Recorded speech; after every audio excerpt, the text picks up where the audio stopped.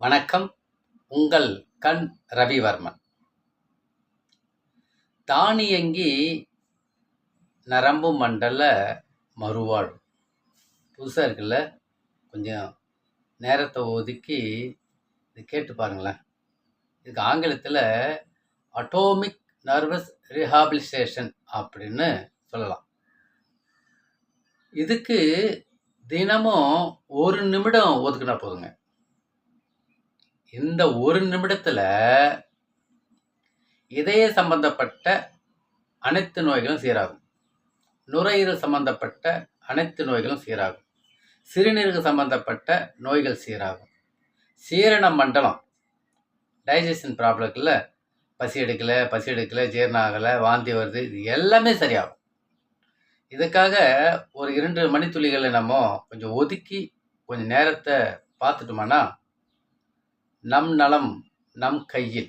அவ்வளோதான். இதுதான் அந்த தானியங்கி மண்டலத்தினுடைய செயல்பாடுகள்.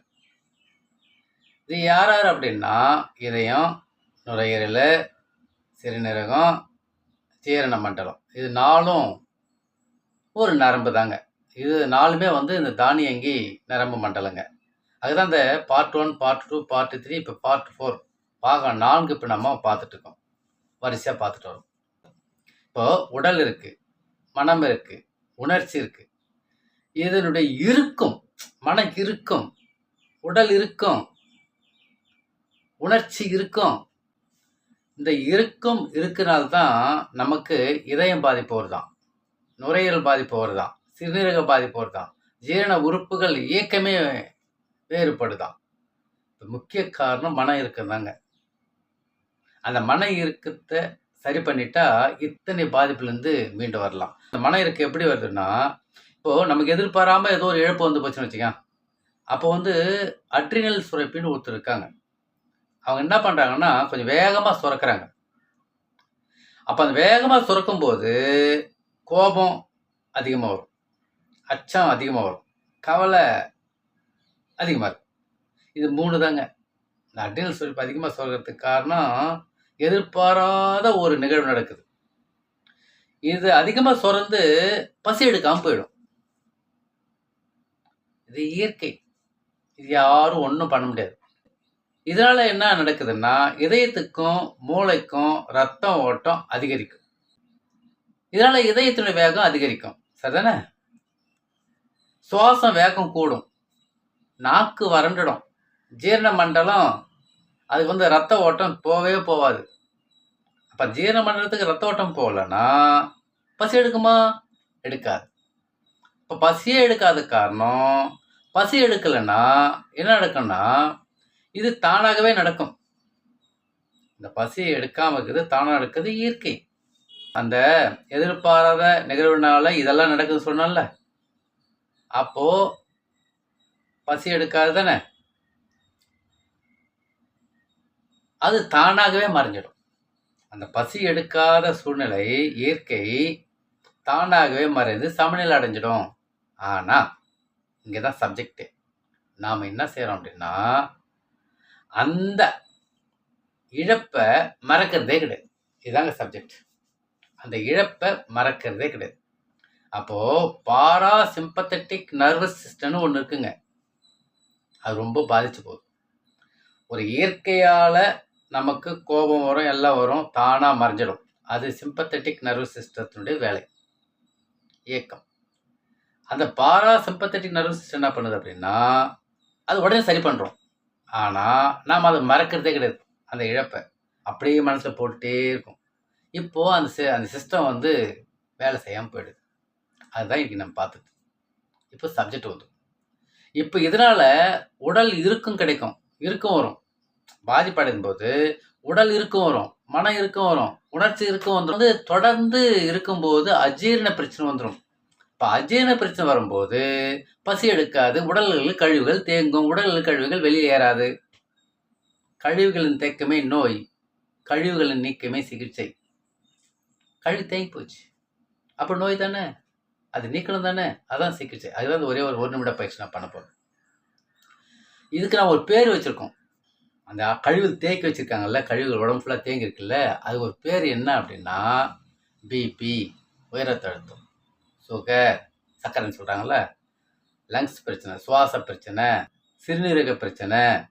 சிறுநீரகத்தில் நிறைய பிரச்சனைகள் வருது. இந்த இருக்கு தான் ஒரே ஒரு இருக்கு தான் காரணம். இதனால தலைவலி அதிகமாகுது.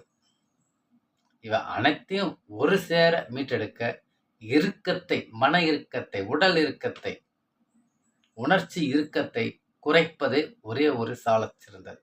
இதுக்கு தான் 1 நிமிட வர்ம பிராண யோகா பார்ப்போம். இப்போ அந்த பயிற்சி நான் தரப்போகிறேன். இப்போ கை எடுத்துட்டேன், விரல் எடுத்துட்டேன், இங்கே வச்சுட்டு மெதுவாக தேய்ச்சிட்டு வர பாருங்க. இங்கே வைக்கும்போது இங்கே 3 வர்மத்தை தொடுது. அதாவது இங்கே பொட்டு வர்மம், இது பால வர்மம், இது முன்வெட்டு வர்மம், இது பூச்சாந்தி வர்மம், இது நட்சத்திர கால வர்மம், இது செவி குத்தி வர்மம், இது குருத்து குத்தி வர்மம். ஓகேங்களா? இது உறக்க வர்மம். இத்தனை வர்மத்தை இயக்க போகிறோம். இப்போ விரல் எடுத்துட்டேன், வச்சுக்கிட்டேன். இப்போ பொட்டு வர்மம் அப்படியே தேய்ச்சிட்டே வர பாருங்க. ஒரு தேய் தான், அப்படியே நல்லா தேய்ச்சிட்டே நேராக காது கிட்ட காதை தொட்டுட்டு அப்படியே கீழே இறங்கி மெதுவாக காது ஓரமே கீழே இறங்கி தொண்டைக்கு லேசாக இங்கே வைக்கிறோம் பாருங்க. இங்கே 2 கோழி குண்டு மாதிரி இருக்கும், அது உறக்க வர்மம். அது சின்னதாக அங்கே சுட்டு வரல தொட்டுட்டு அழுத்த கூடாது, லேசாக தான் தொடணும், தொட்டுட்டு விட்டுணும். இது ஒரு சுற்று. மீண்டும் செய்யணும் பாருங்களா. இங்கே வச்சுக்கிட்டேன், அப்படியே தேய்ச்சிட்டே வரேன். அவ்வளோதான். இதை 1 நிமிஷம் செய்யணும். இந்த 1 நிமிஷம் செய்யறதுக்கு ஒரு 18 முறை காலையில் எந்திரிச்ச உடனே செய்யலாம், மாலையும் செய்யலாம். இது யாரெல்லாம் தொடர்ந்து செய்கிறாங்களோ, இதெல்லாம் எத்தனை வர்ம புள்ளி தொடுது தெரியுங்களா? நிறையா வர்ம புள்ளி தொடுது. பொட்டு வர்மத்தை தொடுது, பால வர்மத்தை தொடுது, முன்வெட்டு வர்மம் தொடுது, பூச்சாந்தி வர்மம் தொடுது, செவி குத்தி வர்மம் தொடுது, குருத்து குத்தி வர்மம் தொடுது, உறக்க வர்மம் தொடுது. இத்தனை வர்மத்தை இயக்குது. அத்தனை வர்மங்களை இயக்கும்போது மன இறுக்கம் தானாக மறையும். அந்த மன இறுக்கம் தானாக மறையும். நம்ம செய்யறது ஒரு செயல் தான், 1 நிமிடம் செயல் தான். மன இறுக்கம் போகனா ஓடும், நிற்காது, நம்மகிட்ட இருக்காது. கோபம், அச்சம், கவலை மேலோங்குவது குறையும். அவ்வளோதான். மன அழுத்தம் விலகும். வேற என்னங்க வேணும் நமக்கு?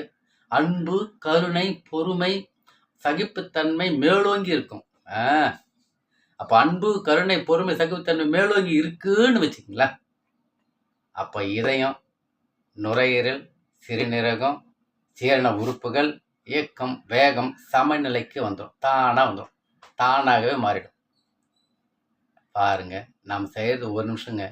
இதனால பிபி கண்ட்ரோலுக்கு வந்துடும், சுகர் கண்ட்ரோலுக்கு வந்துடும், சுவாச பிரச்சனை கண்ட்ரோலுக்கு வந்துடும், சிறுநீரக செயலிழப்பு கண்ட்ரோலுக்கு வந்துடும், பசி நல்லா எடுக்கும். எப்பெல்லாம் பசி இல்லைன்னு சொல்கிறாங்களோ அவங்க ஆச்சரியத்தக்க அளவுக்கு பசி எடுக்கும். அப்போது கழிவுகள் சீராக வெளியேறும்.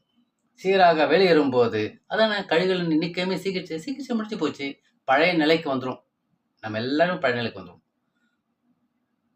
நம் நலம் நம் கையில். அன்புடன் உங்கள் கண் ரவிவர்மன்.